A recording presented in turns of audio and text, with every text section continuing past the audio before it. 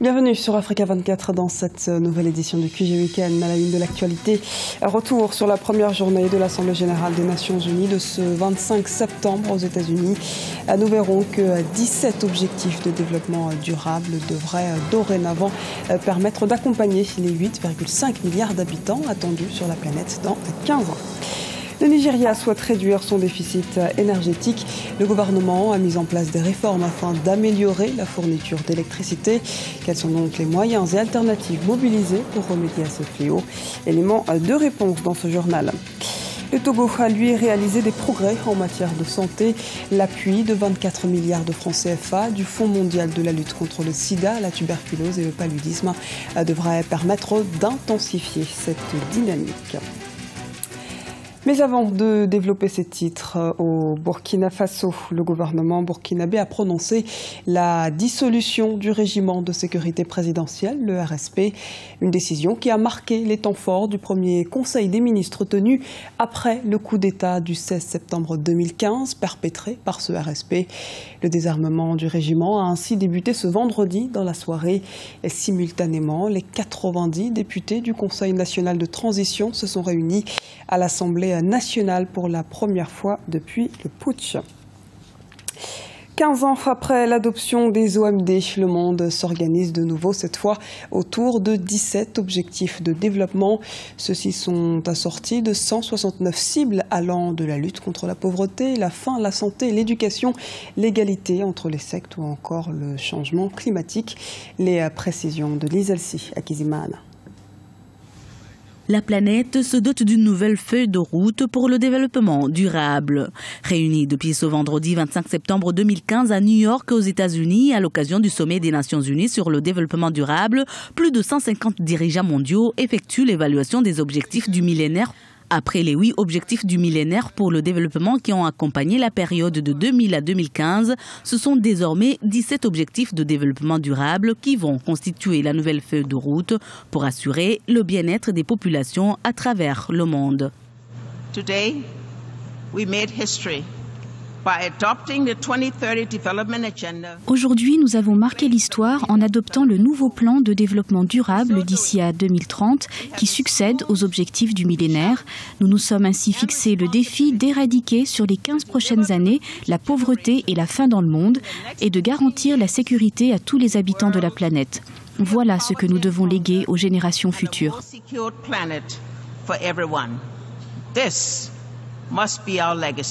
15 ans après l'adoption des OMD, des progrès importants ont été réalisés. Il s'agit notamment de la réduction du nombre de personnes vivant dans l'extrême pauvreté.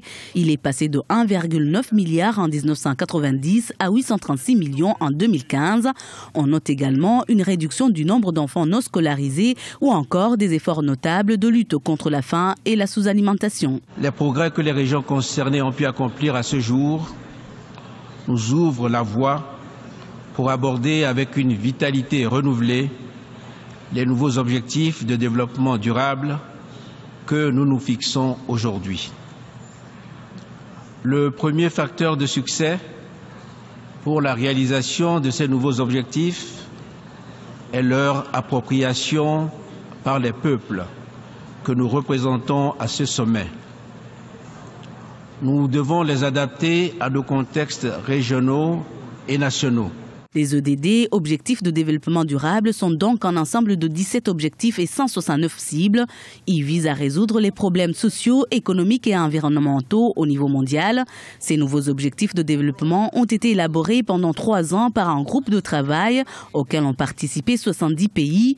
Ils entreront en vigueur le 1er janvier 2016. La question du déficit énergétique au cœur de l'actualité du Nigeria. La production moyenne d'électricité serait d'environ 3500 mégawatts pour une demande moyenne d'électricité estimée au triple. De nombreuses entreprises privées préconisent d'accroître les investissements dans l'énergie solaire, comme l'explique Deo Gracia Sekpodo.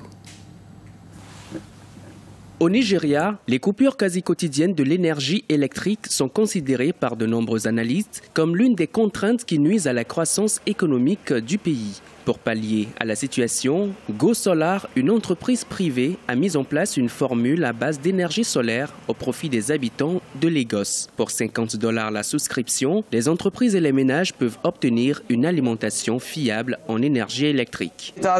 Cette solution a amélioré nos activités. Nous n'avons plus à courir dans tous les sens pour trouver du courant électrique. Nos clients aussi sont satisfaits. Quand il n'y a pas d'électricité, ils ne sont pas confortables à cause de la chaleur. Certains ne le supportent pas et retournent chez eux. Bien qu'étant le premier producteur de pétrole et de gaz en Afrique, la production de l'énergie électrique du Nigeria ne représente qu'un dixième de celle de l'Afrique du Sud. Une aubaine pour certaines organisations qui ont commencé à investir dans le marketing en faveur de l'énergie solaire encore peu exploitée dans le pays. Lorsque vous parlez d'énergie renouvelable, il est encore rare de trouver des ingénieurs nigérians en train d'innover, d'élaborer de nouveaux projets dans ce domaine. Mais le problème, c'est lorsque d'autres ingénieurs viennent ici. L'environnement actuel ne leur est pas profitable. Le mode de gouvernance en est pour quelque chose. Et j'espère qu'avec les nouvelles promesses du gouvernement, nous pourrons vraiment entrevoir de nouvelles perspectives en ce qui concerne l'accès aux sources d'énergie.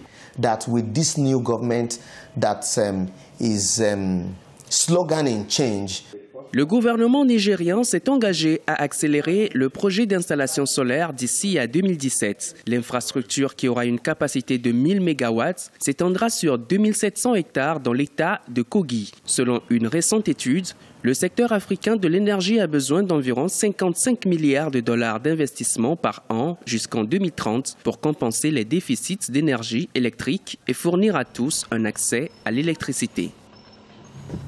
Dans l'actualité également, sachez qu'Ahmad Al-Faki Al-Mahdi, surnommé Abou Tourab, a été remis à la Cour pénale internationale, la CPI, par les autorités du Niger.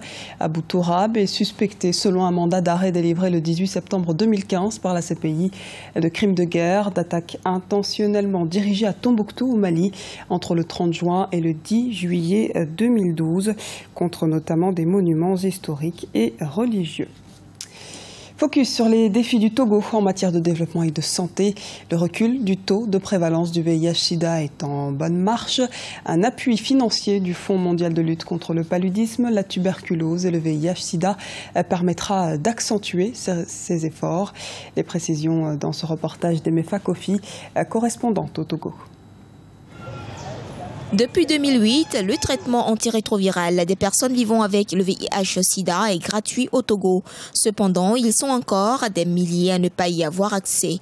Pour donc renforcer la lutte contre cette maladie, le Togo a bénéficié le 22 septembre 2015 de 24 milliards de francs CFA de financement de la Banque mondiale. Une partie sera investie pour rendre disponibles les médicaments antirétroviraux. En 2020, nous devons quand même mettre en place plus de 90 000 personnes sous traitement antirétroviral et traiter toutes les personnes qui souffrent de la tuberculose également au Togo, notamment la tuberculose multirésistante. Le taux de prévalence au plan national est actuellement de 2,5% selon le gouvernement. Pour les acteurs de la santé, les besoins en antirétroviraux sont estimés à plus de 40%. Pour ceux qui ont besoin de traitement antirétroviral, nous tournons autour de 45% pour l'accès au traitement antirétroviral. Et également au niveau des hommes ayant des relations sexuelles, le taux de prévalence est très élevé. C'est autour de 20%. Sur 100 personnes, c'est 20%. Au niveau des travailleurs ou travailleuses de sexe également, nous avons autour de 13% de séroprévalents. Alors, tout cela, si nous ne faisons rien, alors la situation va être grave.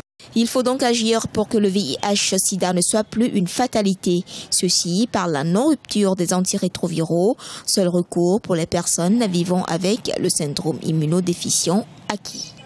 Ce journal a été réalisé par l'ensemble de la rédaction. Nous vous remercions pour votre fidélité. Dans un instant, une nouvelle édition de l'actualité sur Africa 24.